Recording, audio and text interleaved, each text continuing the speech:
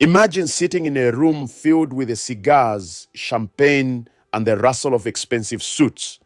Outside, snow falls gently on the streets of Berlin. The year is 1884.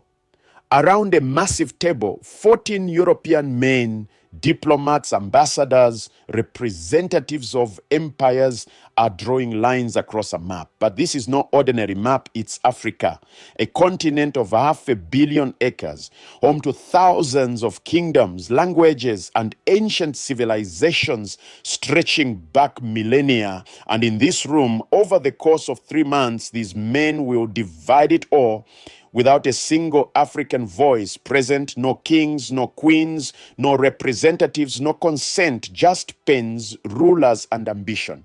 This is the story of how Africa was carved up like a cake at a dinner party. This is the story of the Berlin Conference, the meeting that changed the fate of an entire continent. And what happened in that room would echo for more than a century. Welcome to Africa Hidden History. I'm your host. And today we are diving into one of the most consequential events in African history, an event that most Africans never witnessed, yet shaped every border, every conflict, and every political struggle lying on the continent today. The Berlin Conference of 1884 to 1885 is often called the Scramble for Africa, but that phrase makes it sound chaotic, accidental, like a race where everyone just happened to show up at the same time. The truth is far more calculated.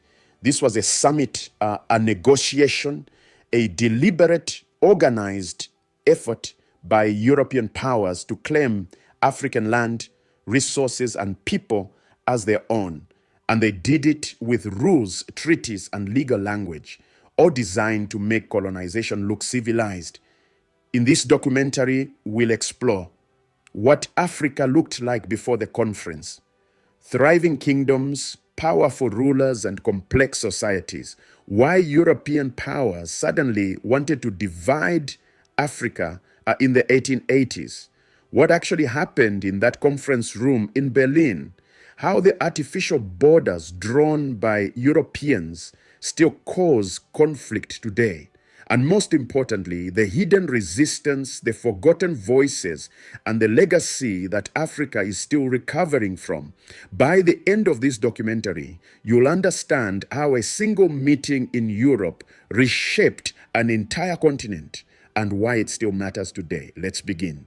To understand what was stolen, we first need to understand what existed. In the 1870s and early 1880s, Africa was not a blank slate. It was not a dark continent waiting to be discovered. That myth was a European invention, a convenient lie that justified what came next. Africa in the 19th century was a mosaic of empires, kingdoms, chiefdoms, and city-states. Some were ancient, some were new, but all were complex, organized societies with their own systems of governance, trade, law, and culture. In West Africa, the Ashanti Empire controlled a vast territory rich in gold. Their capital, Kumasi, was a thriving city with royal courts, markets, and sophisticated political structures. The Ashanti traded with Europeans, yes, but on their own terms. They were not subjects. They were rivals. In southern Africa, the Zulu kingdom, under the leadership of King Cetshwayo, commanded one of the most disciplined and effective military forces on the continent. The Zulu had defeated British forces in battle multiple times. They were a power to be reckoned with. In East Africa, the kingdom of Buganda, located in present-day Uganda, controlled trade routes around Lake Victoria. The Kabaka, the king, ruled over the centralized government with provinces, governors, and a sophisticated court system. In the Horn of Africa, the Ethiopian Empire remained one of the few African states with international diplomatic recognition. Under Emperor Johannes IV and later Menelik II, Ethiopia maintained its sovereignty and even expanded its territory. And then there were the Islamic empires of the Sahel, the Sokoto Caliphate in present-day Nigeria, the Tukuler Empire in present-day Senegal and Mali, and the Sultanate of Zanzibar on the East African coast. These were not isolated villages. These were states with armies, universities, and long-distance trade networks stretching across the Sahara, the Indian Ocean, and into the Middle East. But Europe didn't see empires. Europe saw opportunity. By the 1880s, Europe was in the throes of the Industrial Revolution. Factories in Britain, Germany, France, and Belgium were producing goods at an unprecedented scale.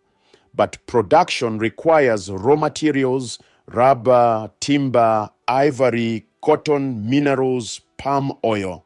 And Africa had all of it. But there was a problem. For most of the 19th century, European contact with Africa was limited to coastal trading posts. European merchants would trade guns, cloth, and alcohol for African goods, gold, ivory, enslaved people. But Europeans didn't control the interior. African kingdoms did. That began to change in the 1870s. Technological advances, steamships, the Maxim gun, quinine to treat malaria made it possible for Europeans to venture deeper into Africa. Explorers like David Livingstone, Henry Morton Stanley, and Pierre Savognon de Brazza traveled up African rivers, mapped territories, and reported back to European capitals about the wealth waiting to be claimed.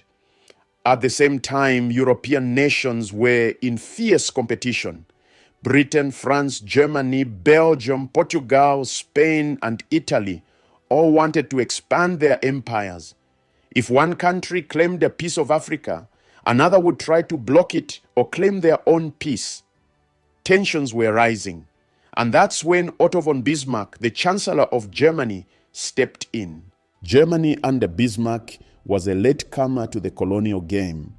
Britain and France already had colonies. Portugal had been in Africa for centuries. But Germany had almost nothing. And Bismarck was worried, not about Africa necessarily, but about European stability. He feared that competition over Africa would lead to war between European powers. So he proposed a solution, a conference. If the European powers could sit down and agree on rules for dividing Africa peacefully, diplomatically, then everyone could expand their empires without conflict. At least that was the pitch. In reality, Bismarck wanted to secure German interests in Africa while appearing as a neutral mediator, and it worked. In November 1884, representatives from 14 European nations gathered in Berlin. Germany, Britain, France, Portugal, Spain, Belgium, Italy, Austria, Hungary, Denmark, the Netherlands, Sweden, Norway, the Ottoman Empire, Russia, and the United States. Notice who wasn't invited. Africa. Not a single African king, queen, diplomat, or representative was present. Not the Ashanti, not the Zulu, not the Ethiopians, no one. Europe was about to decide the fate of a continent without the people who lived there. Let's meet the players in this high-stakes game, Germany and Otto von Bismarck, the host and the architect. Bismarck was a master diplomat. He didn't care much about colonies. He saw them as expensive distractions, but he understood power. By hosting the conference, he positioned Germany as a key player in European politics and secured German claims in East and Southwest Africa. King Leopold II of Belgium, perhaps the most sinister figure at the conference. Leopold didn't represent Belgium officially. He represented himself as the head of the International African Association. His target, the Congo Basin. Leopold claimed he wanted to bring civilization and Christianity to Africa. In reality, he wanted rubber and ivory, and he was willing to commit atrocities to get them. We'll return to his story later. Britain, the dominant global empire, represented by Sir Edward Mallet. Britain already controlled Egypt, parts of West Africa and Southern Africa. Their goal at the conference was simple: protect what they had and grab what they could. Britain wanted the Nile River, the Cape, and anything in between. France, represented by Baron de Courcelles, France had already established control over Algeria and parts of West Africa. Their ambition was to create a continuous empire from the Atlantic to the Red Sea, a horizontal band across Africa. Portugal, the oldest European presence in Africa dating back to the 1400s. Portugal controlled Angola and Mozambique, but other powers, especially Britain and Germany, were trying to limit Portuguese expansion.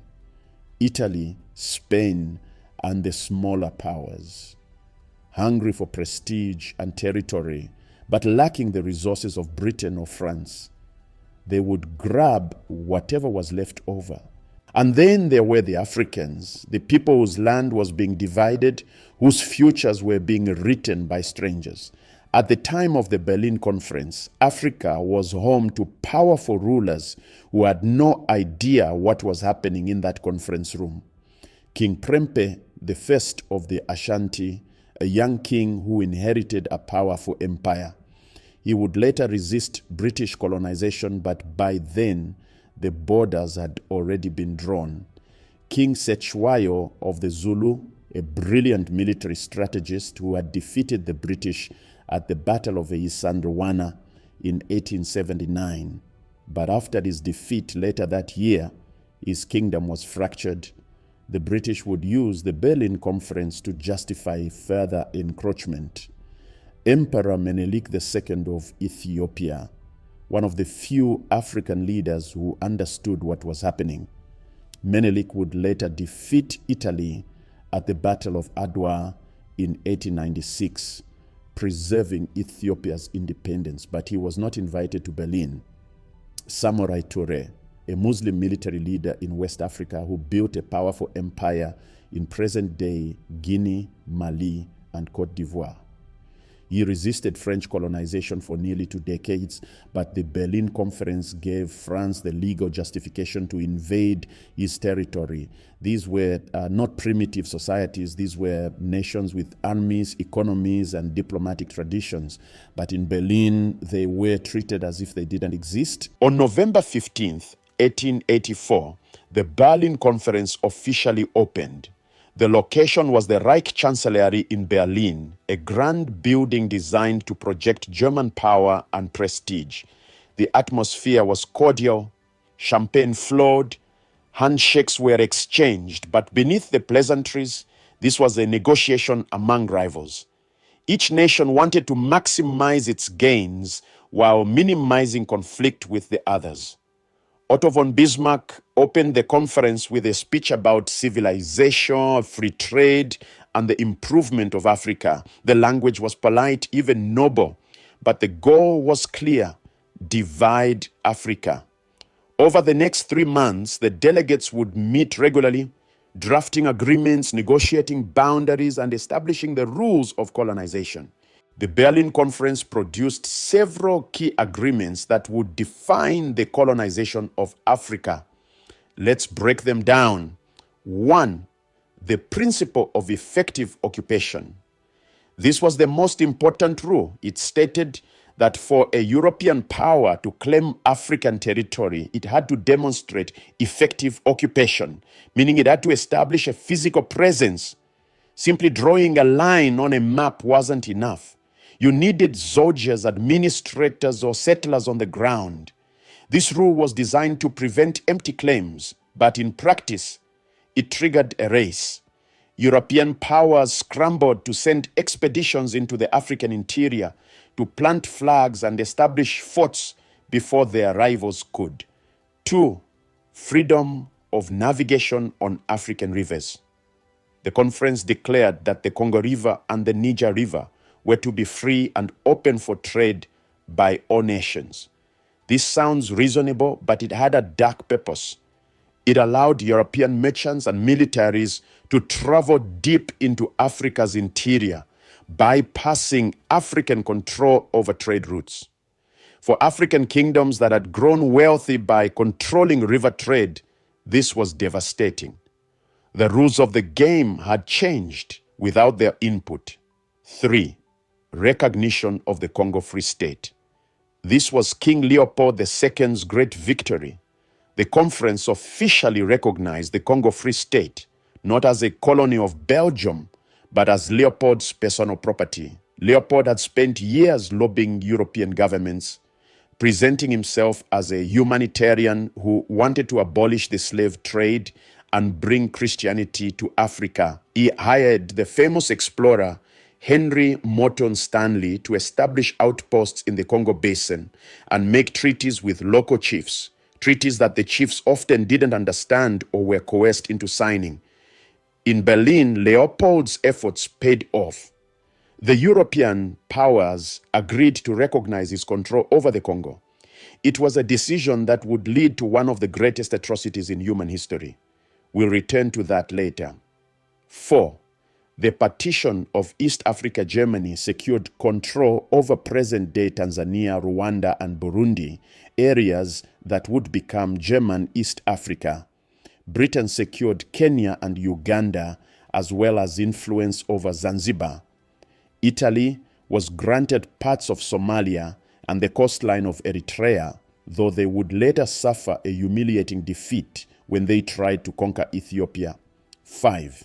The division of West Africa France claimed a massive swath of West Africa, present-day Senegal, Mali, Niger, Burkina Faso, Guinea, and much of the Sahel. Britain took the Gold Coast, Ghana, Nigeria, and Sierra Leone. Germany claimed Togo and Cameroon. Portugal held on to small territories in Guinea-Bissau and parts of Angola. 6. Southern Africa, Britain already controlled the Cape Colony in South Africa, but they wanted more. Cecil Rhodes, a British businessman and imperialist, dreamed of a British empire from Cape to Cairo. The Berlin Conference helped legitimize British expansion into present-day Zimbabwe, Rhodesia named after Rhodes, Zambia, and Botswana. Portugal maintained control over Angola and Mozambique, though Britain and Germany tried to limit Portuguese expansion. On February 26, 1885, after 3 months of negotiations, the delegates signed the General Act of the Berlin Conference. It was a document of 38 articles that codified the agreements made during the conference.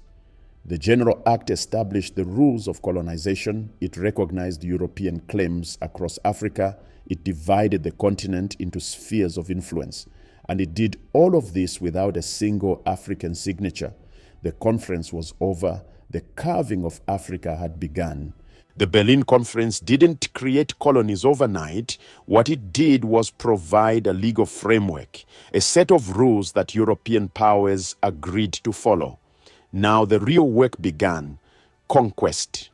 Over the next 20 years, European nations launched military expeditions into Africa to enforce the borders drawn in Berlin. African kingdoms resisted fiercely. The Ashanti fought the British in multiple wars. The Zulu resisted. Samurai Tura held off the French for nearly 2 decades. The Herero and Nama people in German Southwest Africa, Namibia, waged guerrilla warfare against German forces. The Maji Maji rebellion in German East Africa saw tens of thousands of Africans rise up against colonial rule. But the technological gap was overwhelming. European armies had machine guns, artillery, and steamships. African armies, no matter how brave or disciplined, were at a disadvantage. One by one, African kingdoms fell. By 1914, nearly 90% of Africa was under European control. Only Ethiopia and Liberia remained independent. One of the biggest lies of the Berlin Conference was that colonization was about helping Africa. European leaders spoke endlessly about the civilizing mission, the idea that they were bringing progress, education, Christianity, and modern infrastructure to backward societies. But this was propaganda. The truth is that colonization was about extraction. Europe wanted Africa's resources, rubber, ivory, gold, diamonds, copper, palm oil, and they were willing to use violence to get them. The civilizing mission was a cover story. Yes, some missionaries built schools and hospitals, but those institutions served the colonial system. Schools taught Africans to speak European languages and to see European culture as superior. Hospitals treated workers so they could continue laboring in mines and plantations. Infrastructure, railways, roads, ports wasn't built for Africans. It was built to move resources from the interior to the coast where they could be shipped to Europe. We need to talk about King Leopold II and the Congo. When the Berlin Conference recognized Leopold's control over the Congo, the European powers believed his promises. He said he wanted to abolish the slave trade, bring Christianity, and promote free trade. It was all a lie. What Leopold created in the Congo was a nightmare. The Congo Free State became his personal rubber plantation. Leopold never set foot in the Congo, but he ruled it from Brussels through a network of brutal enforcers. Africans were forced to collect rubber from wild vines in the jungle. If they didn't meet their quotas, they were punished, whipped, mutilated, or killed. Villages that resisted were burned. Hostages were taken to force compliance. One of the most horrifying practices was the cutting off of hands. Belgian officers would cut off the hands of Africans, men, women, children, as proof that they had used bullets to punish resistors rather than wasting ammunition on hunting. Estimates vary, but historians believe that between 1885 and 1908, approximately 10 million Congolese people died due to violence, starvation, disease, and forced labor under Leopold's rule. It was one of the deadliest genocides in history, and it all started with a handshake at the Berlin Conference. Eventually, international outrage forced Belgium to take control of the Congo away from Leopold in 1908. But the damage was done. The Congo would never fully recover. One of the most destructive legacies of the Berlin Conference is the borders. When European diplomats drew lines on maps in Berlin, they didn't care about African realities. They didn't care about ethnic groups, languages, or kingdoms. They cared about rivers, resources, and strategic locations. As a result, colonial borders cut straight through communities. The Somali people were divided between British Somaliland, Italian Somaliland, French Somaliland, and Ethiopia. The Maasai people were split between British Kenya and German East Africa, later Tanzania. The Yoruba and the Hausa peoples were divided between British Nigeria and French colonies. Families were separated, trade networks were disrupted, kingdoms were split in half. And in some cases, European powers deliberately grouped rival ethnic groups into the same colony, creating divisions that could be exploited to maintain control. This strategy is called divide and rule, and it worked. By pitting African groups against each other, colonial powers could prevent unified resistance. These artificial borders still exist today, and they are the root cause of many modern conflicts, from the Rwandan genocide to the ongoing instability in the Democratic Republic of Congo, South Sudan, and Somalia. Here's something you won't hear in most history books. Africans fought back. The narrative that Africa was passively colonized is a lie. Across the continent, Africans resisted militarily, politically, and culturally. Ethiopia. In 1896, Emperor Menelik II led Ethiopian forces to a stunning victory over Italy at the Battle of Adwa. It was the only time an African nation decisively defeated a European colonial army.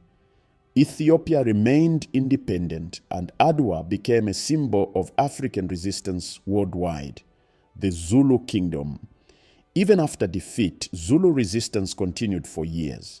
The British had to use overwhelming force and divide and conquer tactics to suppress Zulu power.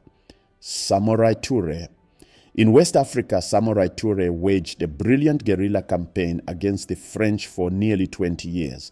He used hit-and-run tactics, retreated when necessary, and built a new empire every time the French destroyed the old one. He was finally captured in 1898, but he remains a hero in West African history.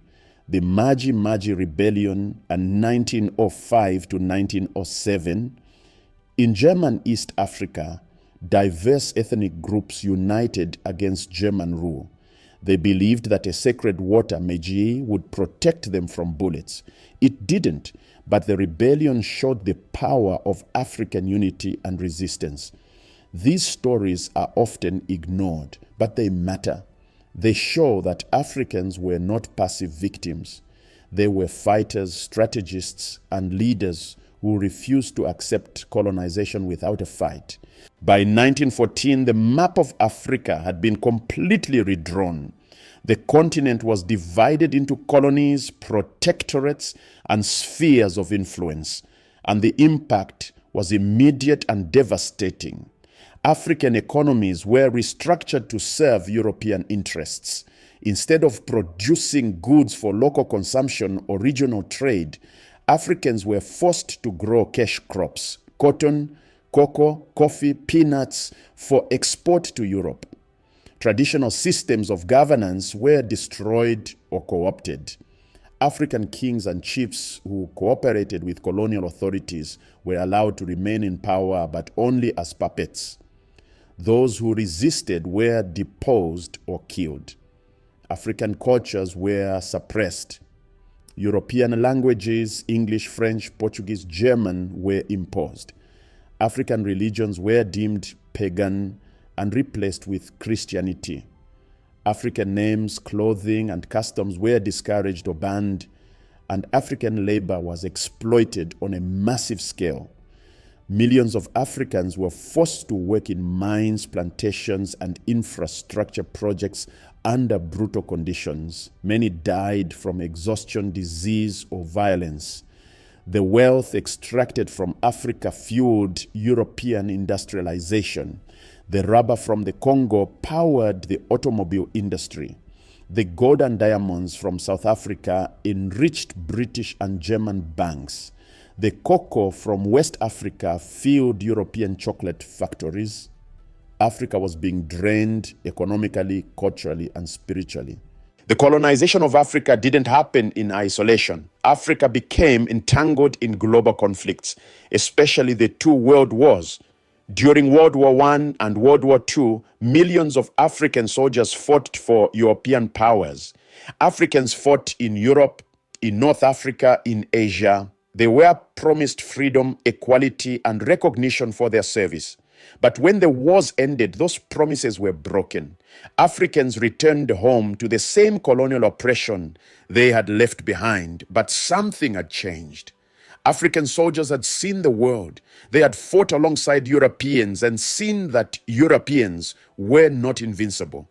They had been exposed to ideas, democracy, self-determination, independence, and they began to organize. In the 1940s and 1950s, independence movements spread across Africa. Leaders like Kwame Nkrumah in Ghana, Jomo Kenyatta in Kenya, Patrice Lumumba in the Congo, and Julius Nyerere in Tanzania began demanding freedom. In 1957, Ghana became the first sub-Saharan African nation to gain independence. Others followed. By the 1960s, dozens of African nations had achieved independence, but independence came with a catch. African nations gained their flags, their anthems, and their seats at the United Nations. But the structures of colonialism remained. The borders drawn in Berlin stayed in place. The artificial divisions, the rival ethnic groups forced into the same nation, None of that changed. European and American corporations continued to control Africa's resources. The mines, the oil fields, the plantations, many remained in foreign hands or were managed by African elites loyal to Western interests. And when African leaders tried to assert true independence, when they tried to nationalize resources, redistribute land, or align with the Soviet Union, they were overthrown. The CIA, British intelligence, and French military forces intervened to install leaders who would cooperate. Patrice Lumumba, the first prime minister of the independent Congo, was assassinated in 1961 with the support of Belgium and the United States. Thomas Sankara, the revolutionary leader of Burkina Faso, was killed in 1987. These are just two examples among many. This system is called neo-colonialism. Colonialism without the colonies, and it continues today. The legacy of the Berlin Conference is still visible today. The Rwandan genocide of 1994, in which nearly 800,000 people were killed, has roots in colonial divisions. The Belgian colonizers favored the Tutsi minority over the Hutu majority, creating resentment that exploded into violence decades later. The ongoing conflict in the Democratic Republic of Congo, one of the deadliest conflicts since World War II, is fueled by a competition over resources and instability created by artificial borders. The civil wars in Sudan and South Sudan, the instability in Somalia, the ethnic tensions in Nigeria, all of these conflicts have roots in the decisions made in Berlin in 1884. The borders drawn by Europeans were never meant to create stable nations. They were meant to facilitate extraction, and they succeeded. But here's the important part. Africa is not defined by colonization. Despite everything, the exploitation, the violence, the artificial borders, Africa has survived. And in many ways, Africa is thriving. African economies are among the fastest growing in the world. African artists, musicians, and filmmakers are shaping global culture. African scientists, engineers, and entrepreneurs are driving innovation. And Africans are reclaiming their history. They are telling the stories that were silenced. They are challenging the borders that were imposed. They are demanding justice for the atrocities committed. The Berlin Conference tried to erase Africa's agency, but it failed. Africa is still here, and Africa is rising. So, what's the lesson here? What do we take away from the story of the Berlin Conference? First, understand that history is written by the powerful. For decades, the story of Africa was told by Europeans. They called it discovery, civilization, and progress. But those were lies. The truth is that Africa was invaded, exploited, and divided. Second, recognize that borders are not natural. The lines on the map of Africa are not ancient. They are barely 140 years old. They were drawn by people who had never set foot on African soil, who didn't speak African languages, and who didn't care about African lives. Third, remember that resistance is always part of the story. Africans did not passively accept colonization. They fought. They resisted. They preserved their cultures, languages, and identities despite overwhelming odds. And finally, understand that the past is not dead. The decisions made in Berlin in 1884 still shape Africa today. The borders are still there. The economic exploitation continues in new forms. The legacy of colonialism is alive, but so is the legacy of resistance. The story of Africa is not a story of victimhood. It's a story of survival, resilience, and determination. It's a story of people who refuse to be erased. And that story is far from over. Thank you for watching this episode of Africa Hidden History. If you made it this far, You now know the truth about the Berlin Conference, the meeting that carved up Africa without African consent. You know about the resistance, the atrocities, and the legacy that still shapes the continent today. If you found this documentary valuable, please hit the like button, subscribe to the channel, and share it with someone who needs to hear this story. This is the history they don't teach in schools, but it's the history that matters. Next time, we'll explore another hidden chapter of African history. Some options include the Kingdom of Kush and its rivalry with Egypt, the Great Zimbabwe Civilization, the Haitian Revolution and its African roots, or the story of Queen Nazinga of Ndongo and Matamba, a warrior queen who fought Portuguese colonization for 40 years. Let me know in the comments which story you want to hear next. Until then, remember, Africa's history is not just about what was done to it. It's about what Africa has always been: powerful, resilient, and unstoppable. See you in the next documentary.